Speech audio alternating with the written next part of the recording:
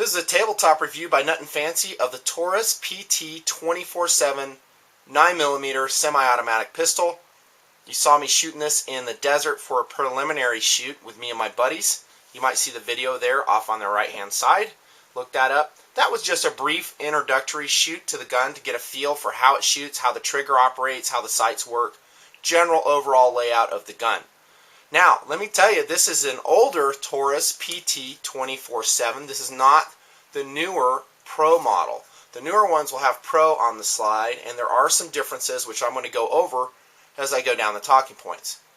However, you might find one of these on the secondary market. A friend of yours might be selling it, might find it at a gun show, maybe another dealer. So, you might find this review helpful. Also, it shares a lot of ergonomics with the 24/7 Pro model. They're basically identical in a lot of ways, except for the trigger and some sight mods. So, here we go. First off, philosophy of use on the 24/7. How do I envision this gun being used? Well, it is a defensive tool, if you ask me. This is a gun you would defend your life with. That's kind of how I look at it. Maybe offensive tool, depending on what your calling is in your tactical role. However, primarily a defensive tool. Now, sure, you can buy these to plink with and have fun with. I'm all for that. That's fun. However, it's expensive. You know, this is a 9mm version. The 40 and the 45 even more expensive to shoot. So if you're made of money, go for it. But most guys are not, and most people will be choosing this gun as a defensive tool. Now, also, I don't think it's a good concealed carry gun. It's just too big and it's too heavy, truth be told. And I'll get to that here in just a sec. So I think of it more as a holster gun, and I'll tell you what I mean by that as I go down the talking points. So there's your POU, tool to save your life, maybe the lives of your loved ones, depending on what's going on. Be a great home defense gun, by the way. How about the size and weight? Well, we'll get to that in just a second. As I do this review, as I often do, I'm going to compare it against a standard of mine, and that is the Glock. Now, a lot of people go, oh, always with the Glock.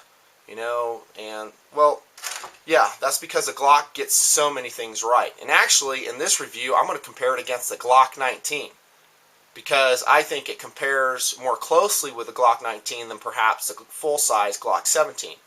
And that'll actually let this Taurus win out in a minor category here in a sec. But the Glock 19 has a 4-inch barrel. This has a 4 1/4-inch barrel by my own measurement. And so they're pretty closely aligned. But back to the Glock comparison. Some dudes will go, why always a Glock? I mean, you're a Glock fan. Well, yeah, I'm a Glock fan because they get all these things right. Most of them. There's a couple misses. And if another handgun design comes along and it gets these more right than the Glock, guess what? That will be my standard then. And don't think it couldn't happen. Because if you think, you know, I'm brand myopic, you don't get nothing fancy. Seriously. You haven't watched my videos and you haven't caught on to what this whole thing is about. And that is honest, detailed information for the buyer. And that's what I provide. And currently, the Glock remains my standard, and I make no apologies for it.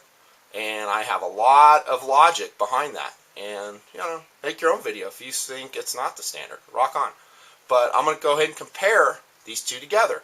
And that makes for a more interesting review, truth be told. Because then we can compare and contrast and learn features about, you know, way a different maker has approached the same problem. I think that's helpful. So, let's get back to size and weight. And yeah, as we go down, I'll kind of interweave the comparison against the Glock 19. Size. This is a bulky gun. This is not a trim gun. Truth be told, neither is the Glock 19. It's not super tiny either. Actually, dimensionally, this way, it's pretty nice. You know, like that. That's fairly compact. I'm talking thickness-wise. All Glocks are going to have kind of that inherently thick slide around the 1-inch dimension, if I'm not mistaken. I forget exactly. Width, 1.18. There's your Glock 19 out of the Glock catalog.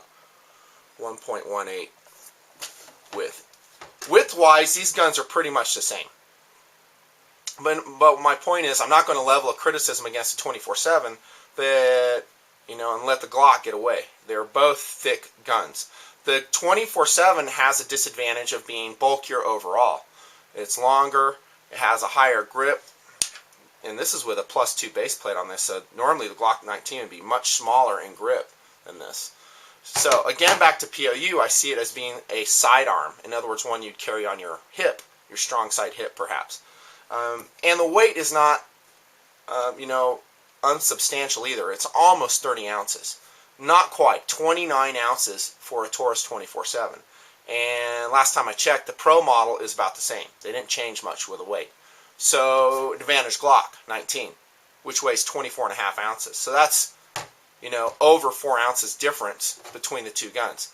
Again, Nut and Fancy's big on the weight issue. Some guys will go 4 ounces, 4.5 ounces, who cares? I understand that, and I'm hip to it. But I care, because everything adds up, as I've shown in my everyday rule of law carry videos.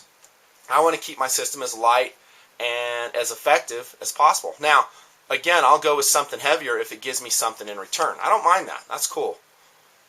But I don't think this gives you anything in return over a Glock 19 as we go down these talking points. So advantage Glock. Lighter. Now, I put that in there so I'd remember to talk about it. Sighting radius. Actually, Taurus 24/7 against the Glock 19 has an advantage.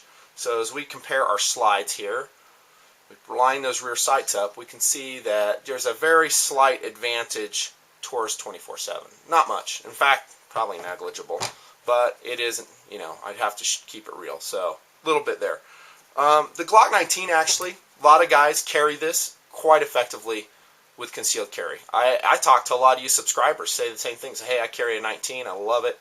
I use it on inside the waistband holster, maybe a fanny pack carry, and it carries quite well. I think it would be tough to say the same thing about a 24/7 in that it is 4.5 ounces heavier and longer, and it also has a little bit more control sticking out the side right here. So, something to think about. How's the firepower on these things? Well, I will say it does quite well. And actually, if you were to stick with the absolute stock magazines that come with each individual pistol, advantage Taurus. Yeah, because the Taurus magazine holds 17 rounds. And this, by the way, is an older Taurus PT 24/7, like I said, on loan from an associate. And he bought it around the 2003 time frame, I think. 17 rounds of that. Back in 2003, that's pretty impressive. Not that that's that long ago, but now 17 rounds for a 9mm pistol is the standard. Every new design I see coming out will have, not every, like the F&P 9 doesn't, but most have 17 rounds. Now, the Glock 19 with a standard Glock 19 magazine with no base plate is 15 rounds. So advantage Taurus 2 rounds. But hold on to your britches here because it gets a little bit more complex. Also, new thing with Nut & Fancy, when I talk about firepower here, I'm going to talk about either factory magazines which are available for the weapon system or mec-gar when I'm talking about pistols, because they are the only ones that are reliable. The factory mags, of course, will be reliable, and also mec-gar, which is an OE supplier to many pistol makers. What does OE mean? It means original equipment. They make a lot of the magazines that for pistol manufacturers. So I said the plot thickens a bit.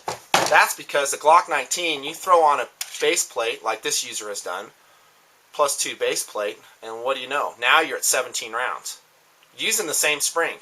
And by the way, in my experience, that spring is still reliable with the +2 base plate. I haven't seen that many issues with it.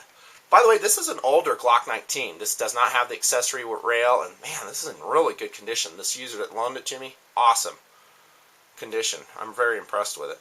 He's got the decal grip on it too, which is a good thing. I'm kind of deviant here. I'll do a Glock mod video later. But I wanted to let you know this is an older one, and that speaks to this magazine. This is an older, non-drop-free Glock magazine. You can tell by the blued steel inserts in the polymer magazine. So anyways, he's got that marked range too. That's pretty cool. So +2 on those, but what if we use a Glock 17 magazine? That's easy to do, right? Now we're at 19 rounds. That's pretty cool. And it gets even better. We could throw in a Glock 18 33 round magazine, again from the Glock factory, and now the firepower issue weighs heavily in favor of Glock. So that's just got to keep it real. That's the way it is. I mean, advantage Glock and firepower. I mean, initially you would think, no bark! Dog's alerting down there. She's an awesome watchdog. Hang on a second.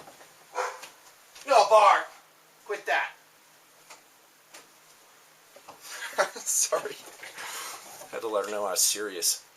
Okay, so the firepower issue, I'm going to give it to Glock. Yeah, 17 rounds, and honestly, anything over 15 is excellent. It really is. And I don't really feel a need to go over 15 rounds in most scenarios. But if given the option, options are good, yeah, let's go with more, as long as it doesn't increase the form factor markedly. So, but I will give big kudos for Taurus designing the 17-round magazine in that. And by the way, again, this is a normal capacity magazine. That's not a high capacity magazine, it's normal. Let's get our terminology down. So the gun was designed for that. How about accuracy, going down the talking points? Well, guess what? I'm going to call this a tie. Yep, they're both very accurate. And let me pull in some targets to show you exactly what I'm talking about here. Now, as you saw me shoot in the desert to 24/7, I had to get used to that trigger, as did my buds. But once we got used to the trigger and we learned how to stage it properly, where did it go? This is what we came up with. This is just a couple days ago. PT 24/7, 9mm, 115 grain, blazer, full metal jacket, 7 yards, standing. You saw me shoot this. It's on the video right there on the right-hand side. Basically one hole. Yep. That's amazing. I opened, this is me. This is my problem, not the gun's problem. I was just kind of moving around a bit. And then here's 10 yards from a rest. That's when I was first starting. How's the Glock 19 do? Just as good. Here's a target with me, shot by me. Funny I kept these. December 1995, different Glock 19. And I was compensating for the sights. I write down what I was doing because remember I said I'm left eye dominant, so I was kind of aiming to the right on this. Blew out one hole. That's pretty good. Shooting crap Norinco ammo too. Pretty interesting. Here's another Glock 19 target. 124 grain NATO type ammunition, 15 yards. That's 15 yards. I think that was standing too, so that's pretty good too. So both of these guns are superbly accurate. More accuracy than you'll probably need. I shouldn't say that. We always need more accuracy. But again, for me, an accurate gun is one that shoots within 3 inches at 25 yards. Now most of my targets you see will be from 7 to 15 yards because I think that's a more realistic practice range. And I think it's kind of dumb to practice at 25 yards a lot. I think you should do it occasionally, but most of your ammo should be spent in close range, truth be told. So great job on the accuracy. And I was shocked about the accuracy of this gun. I was really surprised at how accurate it was. And I'll tell you, it might be because of those full-length slide rails on the frame. They're very SIG-like, if you ask me. So there's a lot of guidance for that slide rail as it reciprocates back and forth. Very nice. Ergonomics, how's that? A lot to talk about here, and here comes some criticisms, and I have to level them because I have to be honest. The 24/7 design has some good ergonomics, really good in some ways it's really bad. Let's start off with the bad. And again, this is me. I'm going to use my Cold Steel Medium Voyager for my pointer. While I was shooting it in the desert, I noticed the sharp edges on the controls. Remember I was mentioning that? One of them is right here on that magazine release. That's a really sharp edge right there, very uncomfortable. Also on the slide release, sharp edges right here and right here. Now, does the 24/7 Pro cure those? I haven't seen, I don't know. Very well could have, but the standard 24/7 has some really sharp edges. They have to be worked. I would take this magazine release off, I would take the slide release off, and I would work it over with some 400 grit, maybe 800 grit automotive sandpaper, and I would just radius and melt those sharp edges. And any other ones I could find. I do that on any gun that I would ever own. That way you don't cut your finger all up. Okay, so that's a hit. Also, this is a big hit against the Taurus design. By the way, both guns are safety checked. I mean, we're beyond that, you know that. But big hit is the placement of these controls. I do not like that. It is complicated, in relatively speaking, and it's fraught with potential problems. Here we have the safety lever, safety catch, slide release, takedown lever, all three in close proximity. So as we shoot and we get under stress, which is guaranteed to happen, I can just guarantee that's going to happen. You will be under great stress if you ever have to defend your life. Let's say you decided to carry like that with the safety on. So you come here to shoot and you're trying to take the safety off. Don't laugh. Don't say, oh, that'll never happen. I practice all the time. Well, yeah, I've seen guys in my duty recalls do all kinds of funky things. I've seen it in shooting competitions. Guys doing all kinds of wacky things. Good shooters. These are experienced shooters I'm talking about. And so don't think you'd come to the slide release acting, why isn't my safety coming off? Actually, probably what you do under huge stress is just push that down and you try to jam the trigger and you couldn't do it. And you'd go back and forth, not knowing that you have to bring your thumb all the way back in that unusual motion. That's kind of weird. I have to cock my thumb back, bring my safety off before I can fire. Okay, that's dangerous in my opinion, to have these in three of these in close proximity. Let's look at the Glock in comparison. Simple. Okay, there's none of these controls to mix up. All you have is a slide release. In fact, you have no safety lever to worry about. And your takedown lever is flush mounted and well forward, directly over the trigger guard, as most pistol designs do. Big hit on the Taurus. They should have put that takedown lever as well out of the way. Put it up here. And it's too far back where I can confuse it. That's just the way it is. Now, let's see, other things on the ergonomics. I think those are the two major issues I have. Let's talk about the good, actually. The good is how it feels. It feels very good in hand. It balances well. It's just very nice feeling in the hand. It has a 1911 grip angle, I believe, which I prefer. I prefer that over, how you doing, the Glock 19. The Glock 19 has that more rackish, more angled grip, and I don't prefer that. But you know what? It's not a showstopper for me because I get a lot more in return. Hey, that's the end of part 1, Nut and Fancy. We'll pick it up, part 2, talking about more of the ergonomics of the Taurus 24/7 PT 24/7 standard model. Thanks.